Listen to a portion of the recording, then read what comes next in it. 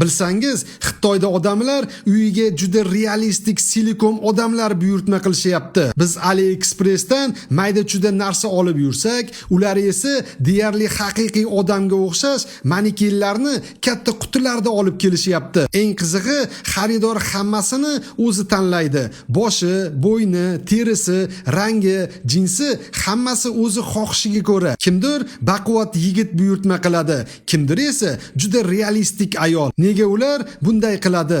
Asosiy sabab yolg'izlik. Ko'p odamlar yolg'iz yashaydi yoki muloqot qilishni bilmaydi. Shuning uchun ularga shunday silikon do'stlar kerak. Ular bilan gaplashishadi, birga ovqat qilishadi, hatto yonma-yon uxlashadi. Xitoyda bu bozor shiddat bilan o'smoqda. Hatto ayrimlar aytadiki, mening silikon do'stim bipshimdan ham yaxshiroq tinglaydi. Endi savol, agar sizga ham shunday realistik silikon do'st taklif qilinsa, qabul qilarmidingiz? Fikringizni kommentariyada yozib qoldiring. Atigi 100 ming so'm evaziga bu yerda sizni reklamangiz bo'lishi mumkin. Faqat 2026-yil 1-yanvargacha amal qiladi.